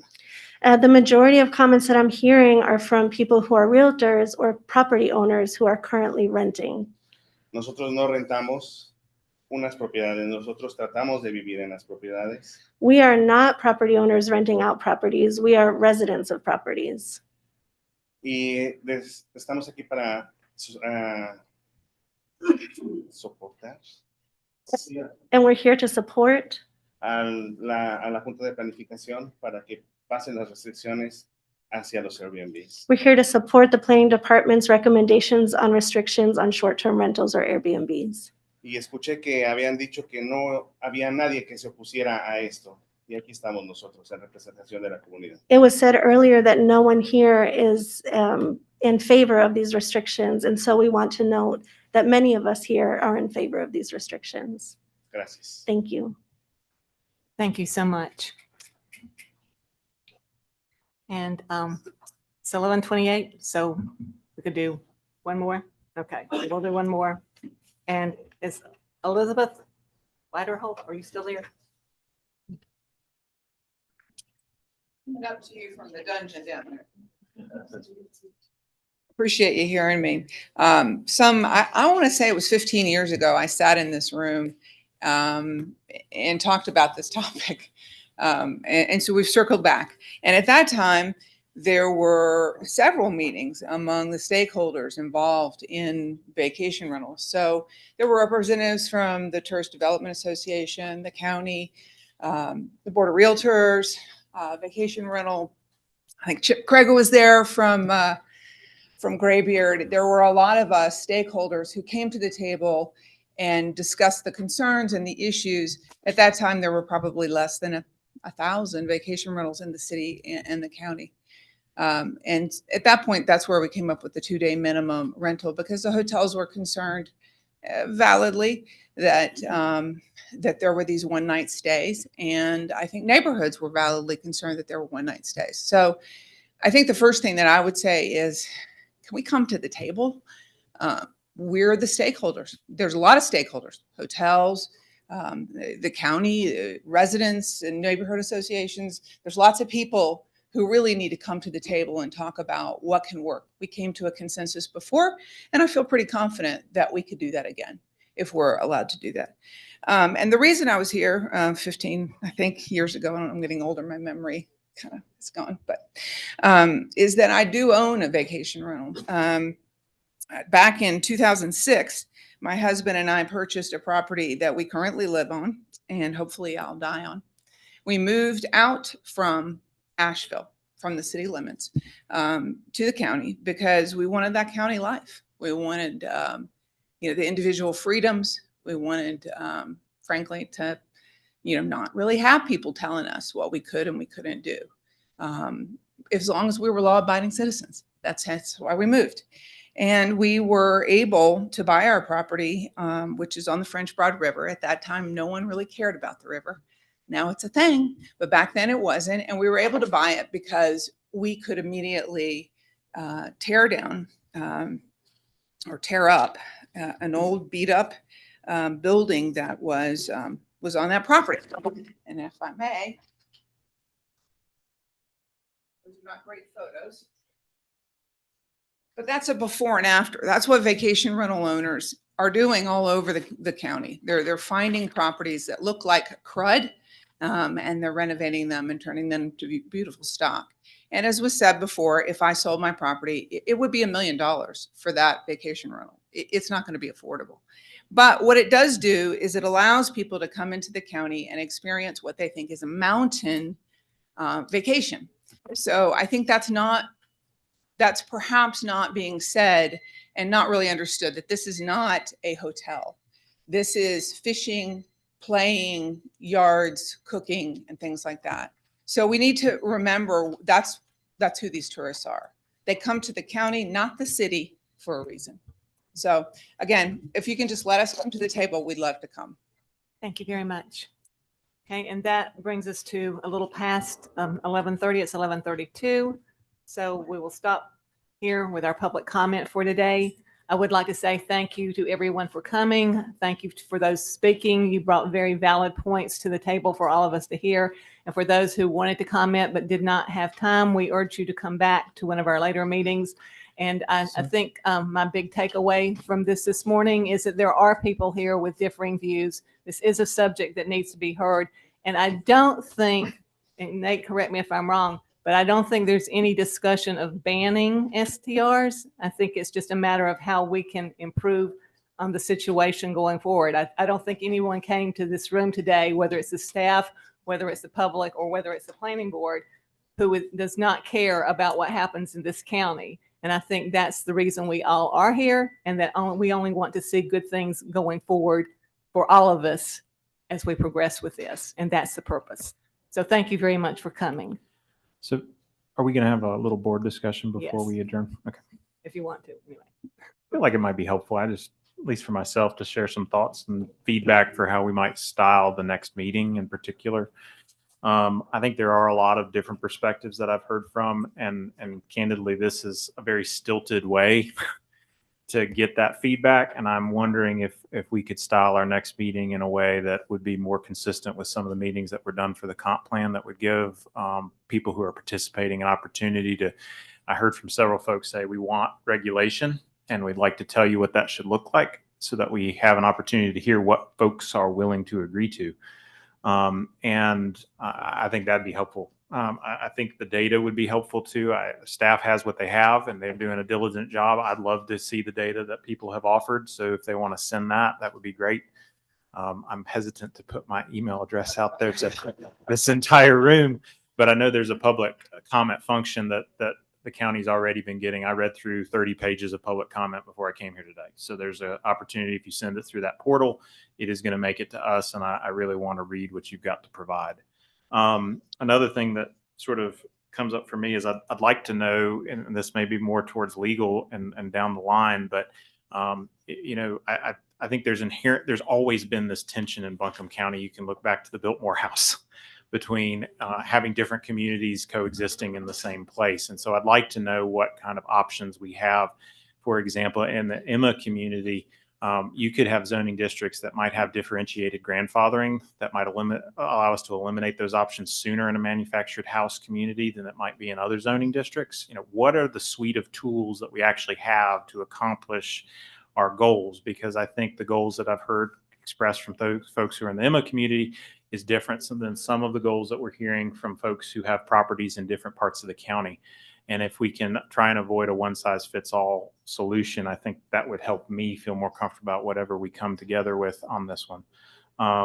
And just in general, appreciate everybody coming out. I've been here now for 2 years on the board, and I think the largest attendance we've ever had before this might have been 6 people. So I am just personally sorry we didn't find a better, and this is not a critique for anybody, but you never know who's going to show up on any given day. And we do appreciate everybody taking the time out of the days to be with us. So thanks. Just a quick comment. I want to agree with everything that John has just mentioned. I also want to reiterate, we've heard several speakers today who mentioned different studies. If you spoke today, or if you intend to speak at a future meeting and you have some study you want us to look at, I am one who will read that and look at it. I think this is a little bit of a data-driven discussion. And so if you're quoting the Dogwood Trust study or some other study out there, please get that to us. I'll read that. Thank you. And again, thank you for being here. It is important to hear from the public.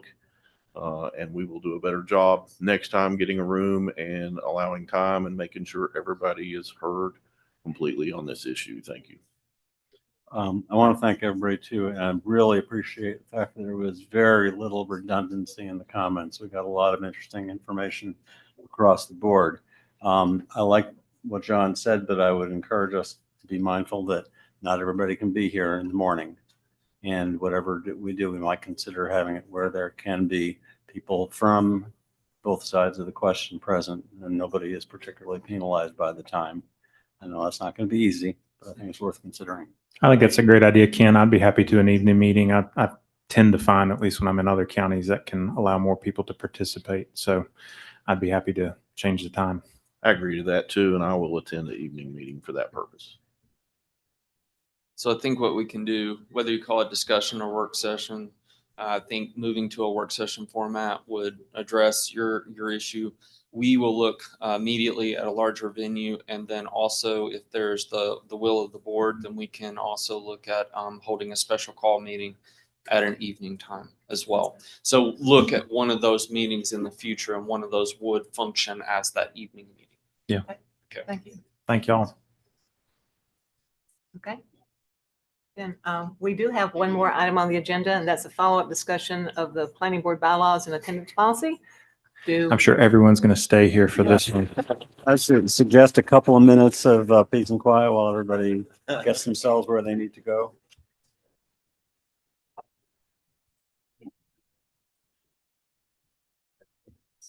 That's what I was going to ask. No, we don't have no, and the thing. All right, I'm going to make a motion that we continue or table the follow-up discussion till maybe a future session to be determined. February? I second that February motion. possibly. So moved. I second that motion. All in favor, say aye. Aye. Any opposed? Then, very good. Then that leaves the last thing to do is adjourn. Thank Make you, a motion Nancy. to I hope everybody adjourn. has great holidays. Do we have to make a motion Two. What's that? to adjourn? I move that this meeting be adjourned. I second. Then we can do it. All right. Yeah. Right. Yeah. Sorry. Or even February. Or March, yeah. To be Yeah. determined. Yeah. And I might bring the clerk from the commissioners to help with that conversation. Say that again. I might bring the clerk. along Oh, with- sure. Yes, yes, surely.